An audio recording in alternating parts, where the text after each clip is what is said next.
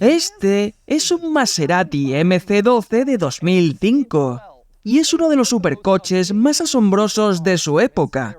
Este coche tiene un valor de 3 millones. Solo existen 50 de estos para todo el planeta. Está impulsado por su imponente motor V12 y está basado en el Ferrari Enzo, aunque el MC12 es muy raro y especial. Hoy voy a hacer una revisión del MC12 y te enseñaré todas sus peculiaridades y características.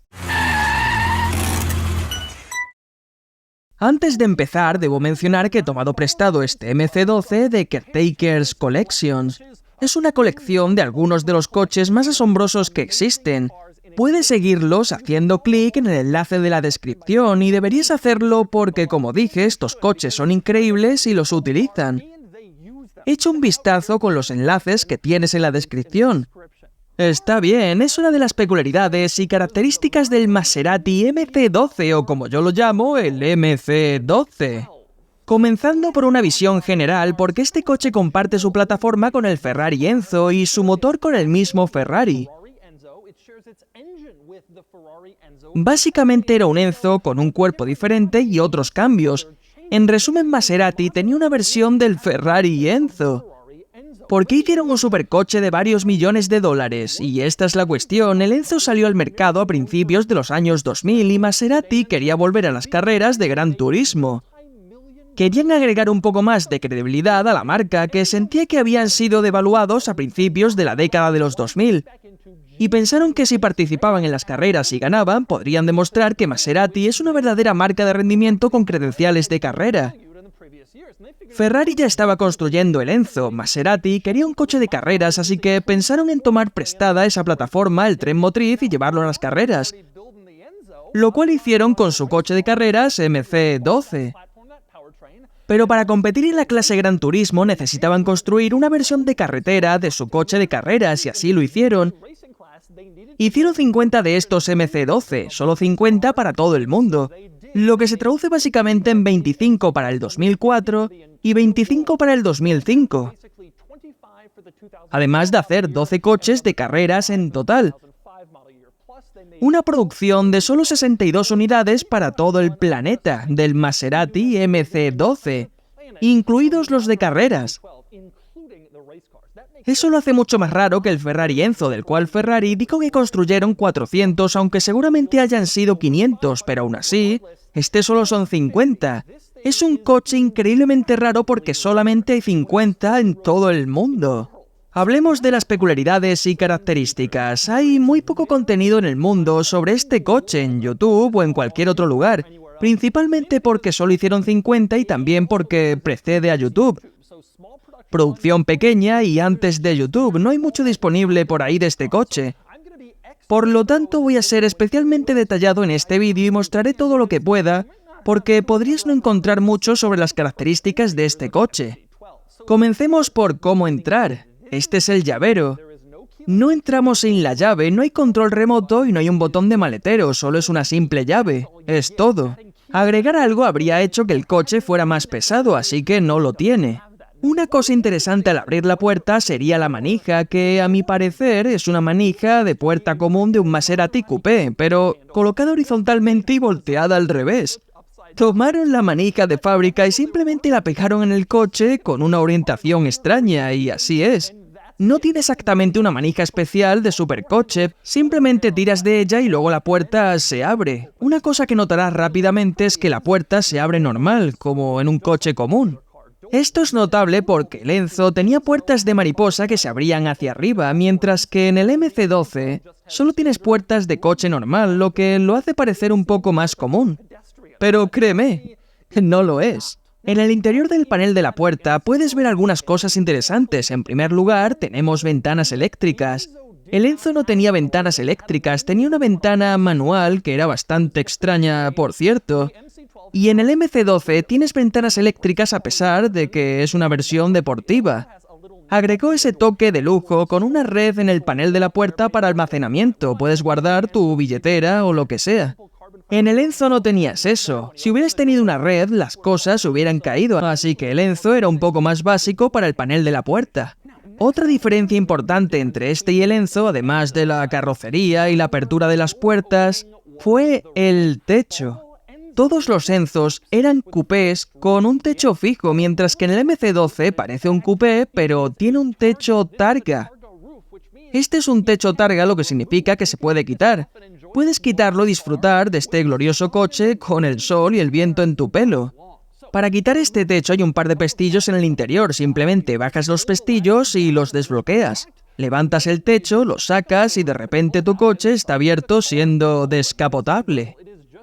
Es tan fácil como eso, disfrutando del magnífico tren motriz del Enzo, pero con un convertible, lo cual fue una ventaja del MC12. Pero por genial que sea tener un techo desmontable, tenía un gran inconveniente y era que no había dónde ponerlo. Lo explicaré, pero por ahora entiende que no hay sitio para poner el techo cuando lo quitas.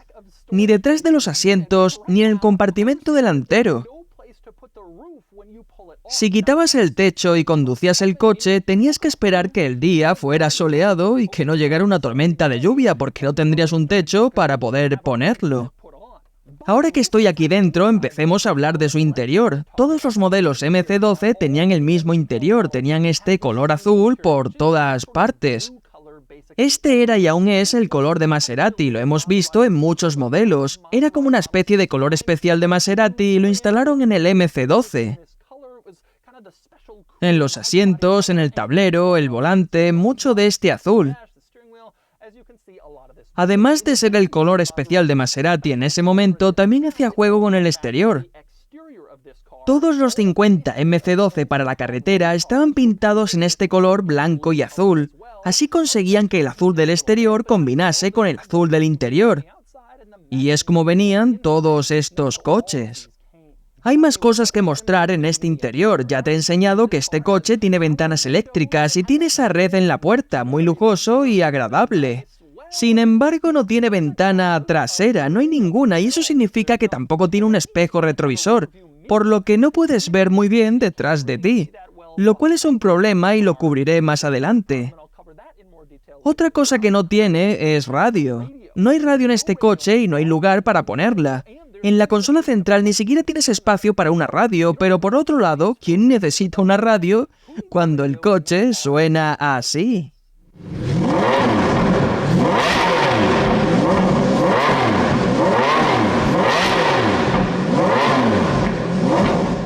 Eso compensa la ventana trasera y la radio, suena increíble, pero también había otras comodidades, por ejemplo, retrovisores eléctricos, como el control del espejo eléctrico, justo como podrías tener en un Honda Civic. Bueno, pues aquí también lo tenías. Contabas con aire acondicionado, lo principal de aquí son los controles del aire acondicionado. No solo tiene un ventilador, sino aire acondicionado para mantenerte fresco, lo cual es un buen beneficio. Y otro elemento, ya que estamos hablando del área central, sería la transmisión. Notarás que no hay una palanca de cambios, y eso se debe a que es automático, al igual que el Ferrari Enzo. Todos los modelos MC12 tenían una transmisión automática, aunque era secuencial, lo que significaba que tenías una sensación mecánica y levas de cambio pegadas al volante. No es como una transmisión automática tradicional con convertidor de par, que es más lenta, pero es automática de todos modos. En el Enzo la llamaban F1, que es como Ferrari llamaba a todas las transmisiones manuales secuenciales. En el 360, en el 430, todas eran F1. En este se llama cambio Corsa, que es el nombre que Maserati le dio a sus transmisiones manuales secuenciales. Es un poco diferente al Enzo, pero realmente es la misma, solo que aquí la han atenuado un poco. Tiene un límite de revoluciones más bajo que en el Enzo y las relaciones de cambio han sido modificadas un poco para que no sea más rápido que el Enzo, pero aparte de eso este coche tenía exactamente la misma transmisión, solo que se llamaba cambio Corsa en lugar de F1. Una diferencia interesante en el interior de este coche en comparación con el Enzo es que la consola central del MC12 tiene bastantes botones, como puedes ver. Hay varios botones diferentes al Enzo y notarás unos cuantos con un poco más de compartimentos de almacenamiento. La razón de esto es que el Enzo tenía más controles en su volante. Notarás que el volante del MC12 carece completamente de controles, no tiene ninguno, y todas esas funciones estaban en el centro. Por ejemplo, la marcha atrás, que es este gran botón R, aquí en el centro lo presionas y entras en reversa. En el Enzo la reversa era un botón en el volante. Lo presionabas y luego estabas en reversa. Una forma diferente de hacerlo. Otra diferencia es que tiene el botón del elevador del eje en la consola central. Puedes ver un pequeño coche de carreras con una flecha hacia arriba en la parte delantera. En el Enzo ese botón también estaba en el volante.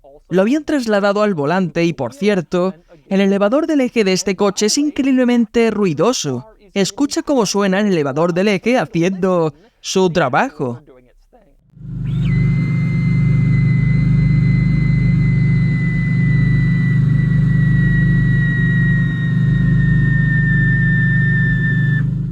Otros botones que vale la pena señalar en la consola central son algunos controles de las luces. Tienes las antinieblas, como puedes ver, las de estacionamiento y las luces de emergencia. Todos son botones diferentes. Otros botones son, por ejemplo, el modo carrera, que presionas y entras en un modo de conducción más salvaje. Y con el botón de ASR, que tiene una línea que va a través, para quitar el control de tracción, así que si quieres volverte loco, puedes hacerlo con el MC12 y con estos controles que tienes en la consola central. Hay que señalar aquí en el centro del MC12 un par de elementos. Por un lado tenemos un reloj. Tenías un reloj de aspecto elegante que nunca tuvo mucho sentido para mí en este coche, aún así estaba homologado para las carreras. Así que tenías un reloj analógico en el medio, supongo que lo relacionaba con otros modelos de Maserati que también tenían un reloj similar.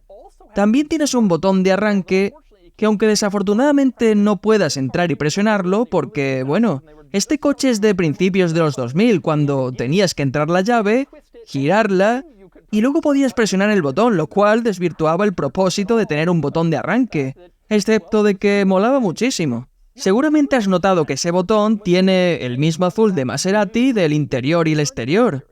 Y hablando del color y acabados raros en este interior, tenemos uno de los más raros que he visto en toda mi vida, que sería esta tela en el tablero.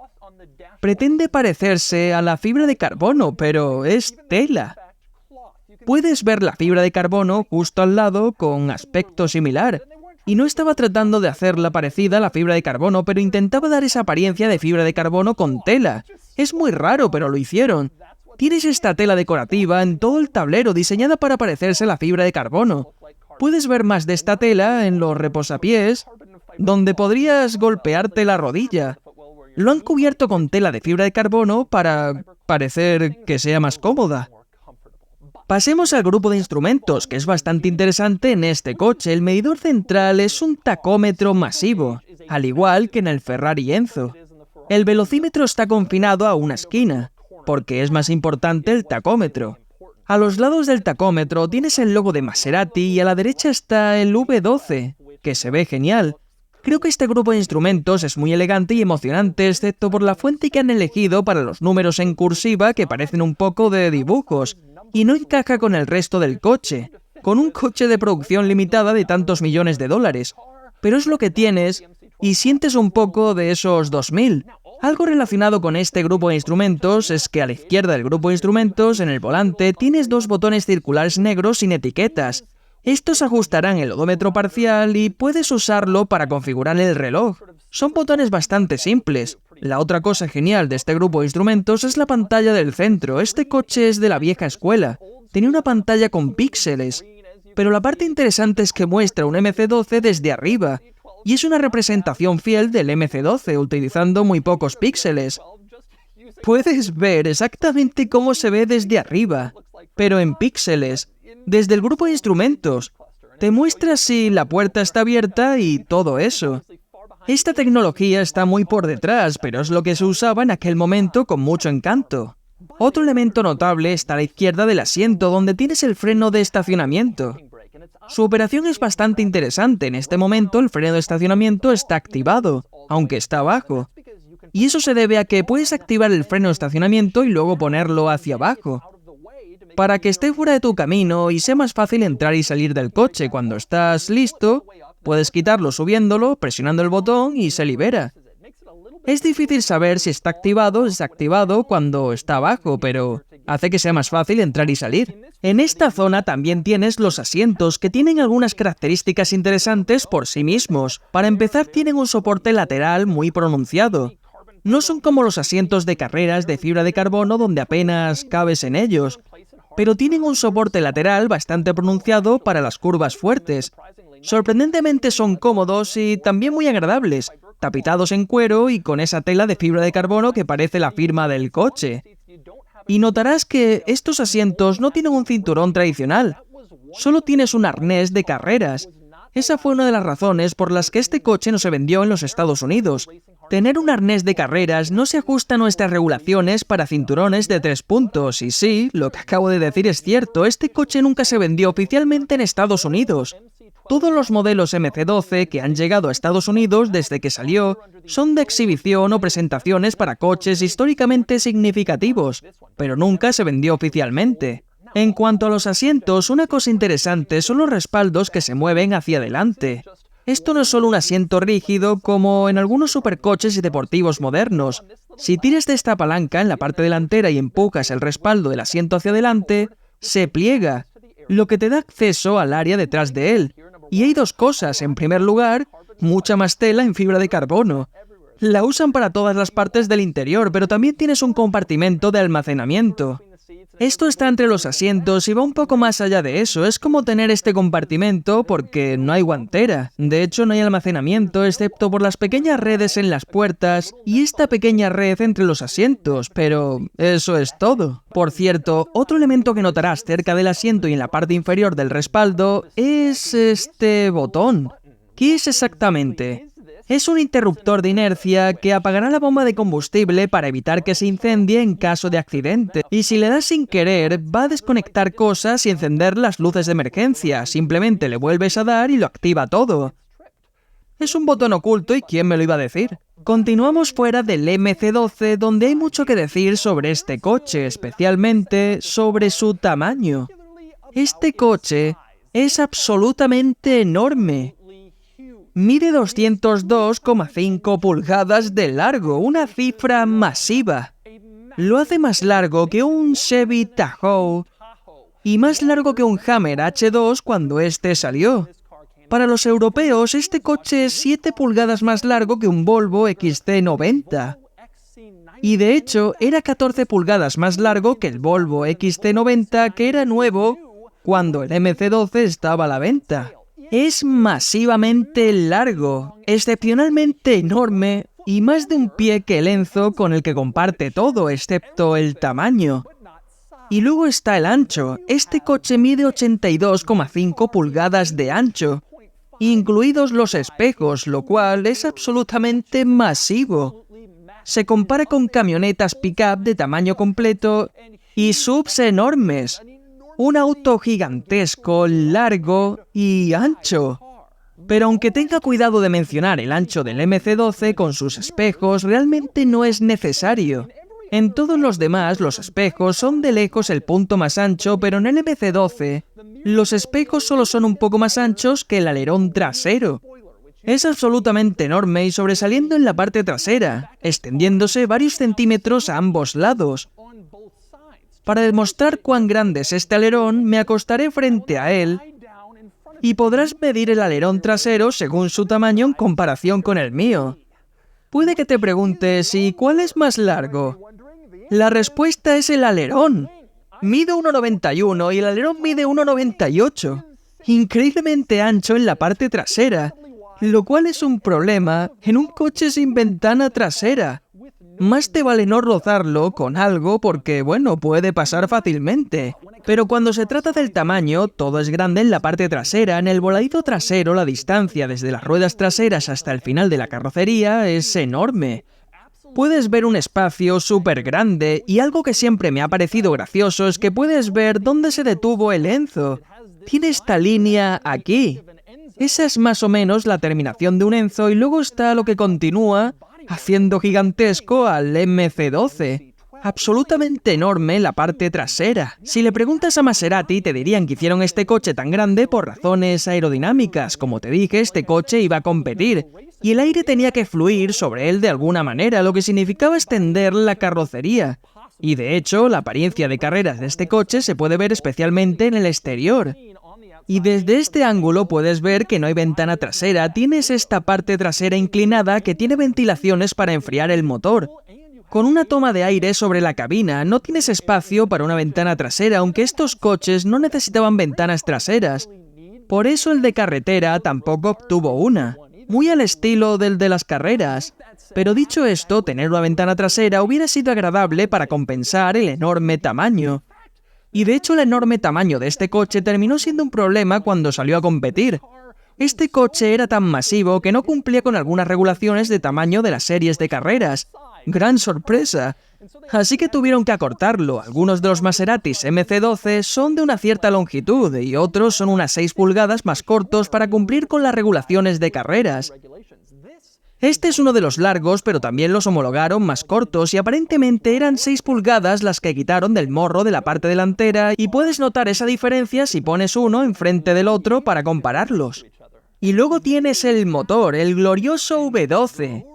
Es el mismo V12 del Ferrari Enzo, el poderoso supercoche, aunque en el MC12 ha sido despotenciado. El Enzo tenía unos 650 caballos y este se redujo a 620. Y eso combinado con los cambios en la transmisión garantizó que el MC12 no fuera más rápido que el Enzo. El Enzo era el supercoche máximo de Ferrari en aquel entonces y no podía permitir que un Maserati fuera más rápido.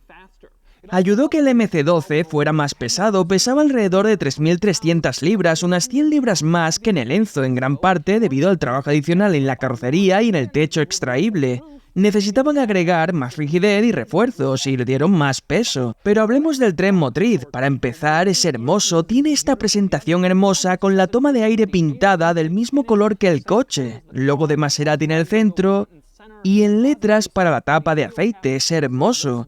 Este motor es totalmente una maravilla. Y también tiene suspensión inboard, una especie de truco de coche de carreras, un motor verdaderamente hermoso aquí detrás para el deleite. Es muy asombroso y si te preguntas cómo llegas hasta aquí, hay un pequeño compartimento en el umbral de la puerta del conductor que tiene 2 cerraduras. Una es la tapa de combustible y sabes cuál es porque esa es más pequeña. Tiras de ella y la tapa de combustible se abre. La otra cerradura es para la cubierta del motor, tiras de ella y se desengancha, después levantas y se mantendrá en su lugar siempre que la varilla esté en su sitio. Va a mantener la cubierta en su lugar para poder darle el mantenimiento al MC12 o admirar su belleza.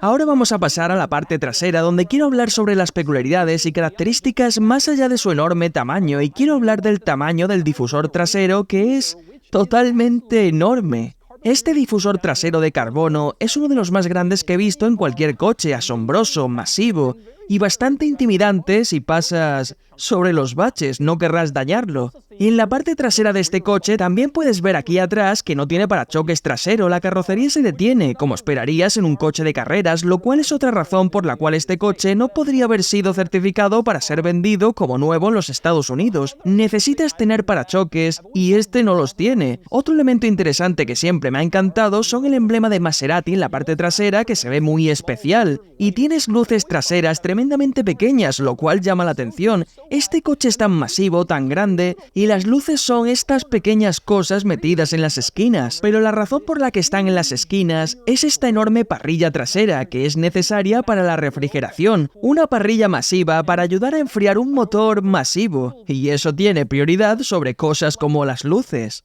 En cuanto a las luces, hablemos de las luces delanteras, que también son inusualmente pequeñas para un coche tan masivo. Tiene luces pequeñas y no están bajo una cubierta y parece que deberían estarlo. Muchos coches con la forma aerodinámica de este las mantienen cubiertas, pero aquí están simplemente expuestas, y en el Enzo estaban cubiertas. Otro elemento destacado en el exterior del MC12 son las llantas. Tiene llantas de bloqueo central, al igual que los coches de carreras y algunos otros superdeportivos, sin tuercas y solo un gran bloqueo central. Y tienen colores diferentes, a la derecha tienes bloqueos centrales en azul, y a la izquierda tienes los bloqueos centrales en rojo. Así sabías cuál era cuál si tenías que colocarlos. Y hablando de colores, como mencioné antes, los 50 coches de carretera MC12 fueron pintados en este esquema de colores, que es blanco con acentos azules. Los 50 estaban en este color.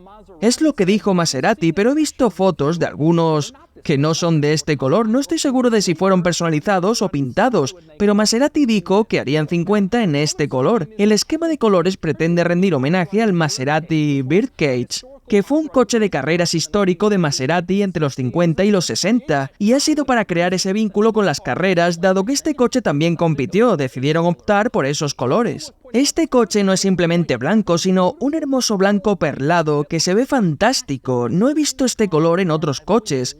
Siempre me ha encantado cómo se ve el MC12 y realmente encaja muy bien.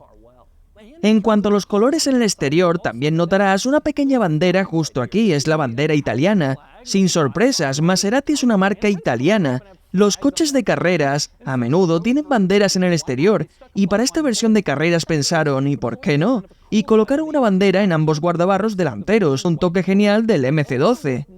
Hay que decir que detrás de las ruedas delanteras tiene esta pequeña rejilla que es casi una abertura o una ventilación. No estoy seguro de su propósito, pero también verás que levanta muchas cosas hacia estos paneles en el costado. Conduje el MC12 durante unos 10 o 15 minutos, y todo esto es el resultado de ese viaje. Tal vez una falta de diseño del coche, pero probablemente no se use tan a menudo. Ya que estoy aquí delante, la parte delantera del coche no tiene almacenamiento.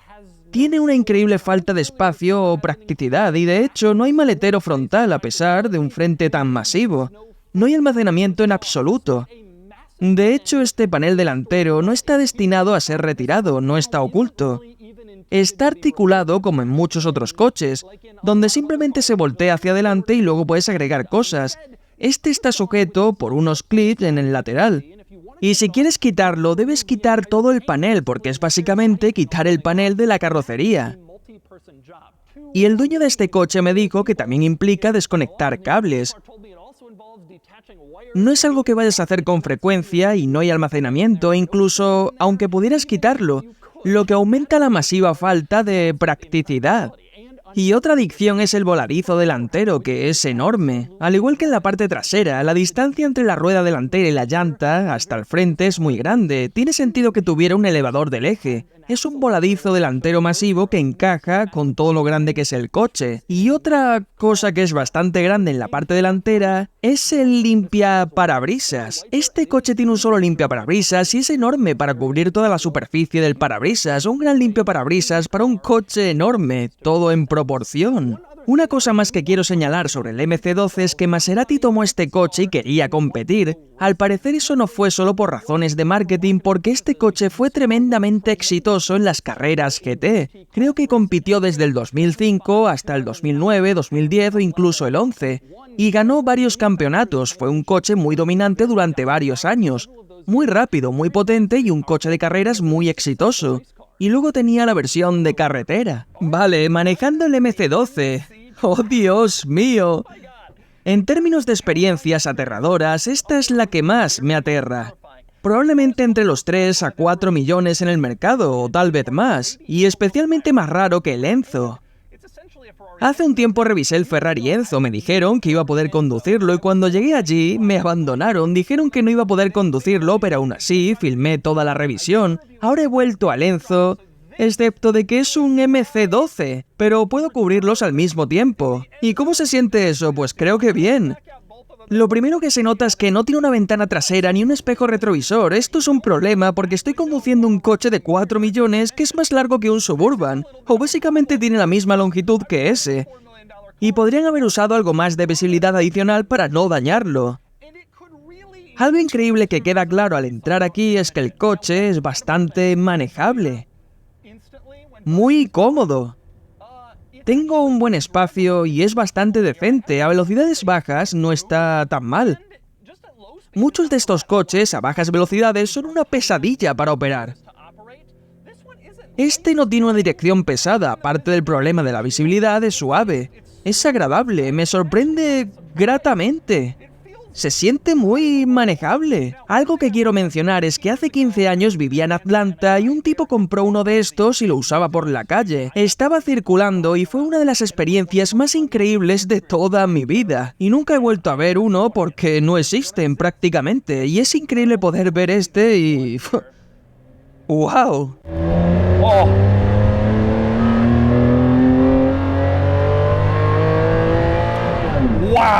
¡Qué sonido!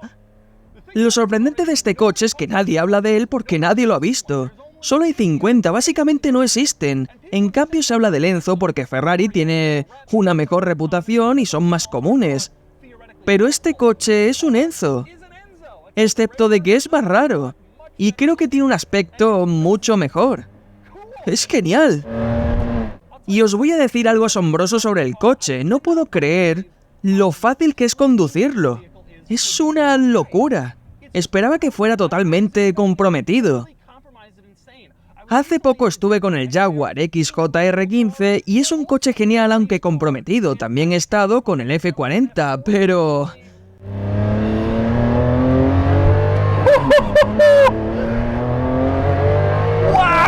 ¡La madre que lo... es una pasada! Y más que eso, es divertido. Piensas en algunos coches y comienzas a pensar, ¿lo voy a poder utilizar? No puedo conducirlo y todo eso. Este no se siente así. Aparte de la ventana y el espejo, este coche es divertido, es fácil. Y simple. Tengo mucho espacio, lo cual me sigue sorprendiendo, es muy cómodo.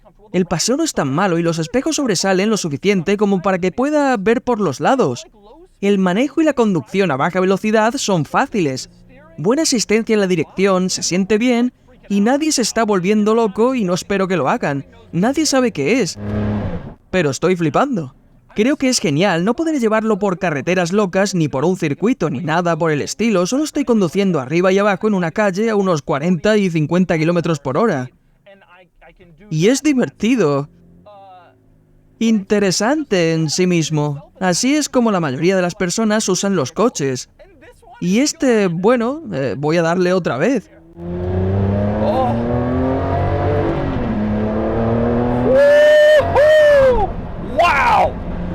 Es súper rápido. Y la desventaja no es la transmisión, la gente se quejaba de eso antes, que tiene una transmisión secuencial dura, lo presionas, toma unos segundos y es cierto, no es súper rápido. Una cosa interesante es que la transmisión secuencial ha vuelto a ser fresca y deseable en mi mente en los últimos años. Se siente muy mecánica y me gusta en comparación con los modernos, con sus embragues dobles que son muy rápidos y eliminan un poco la parte de la emoción y de la crudeza del coche. Es así. Y en este, al no ser tan rápido, sabes que el coche no va a ser todo lo rápido que quisieras porque es un supercoche más antiguo. Así que esa sensación es bastante agradable en sí misma.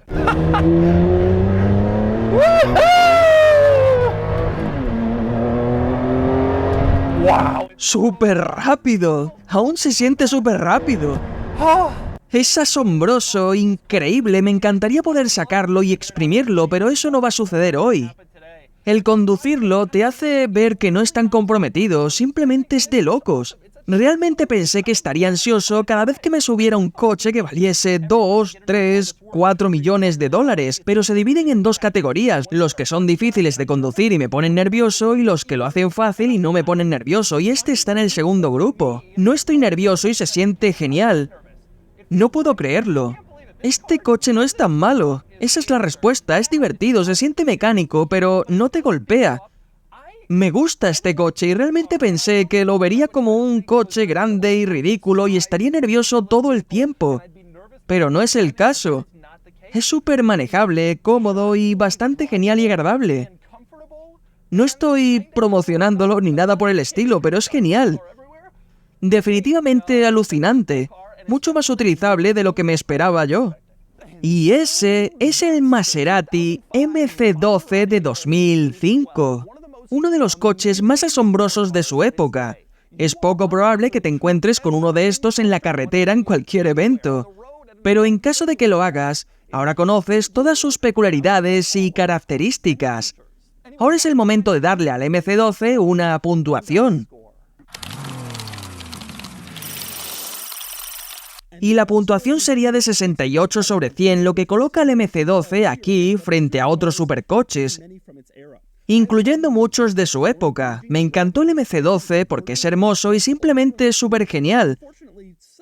Desafortunadamente el tamaño es un poco limitante y el valor y la rareza solo agregan dificultad. Aún así, el MC12 es impresionante, mejor de lo que me esperaba y tal vez el Ferrari Enzo más genial.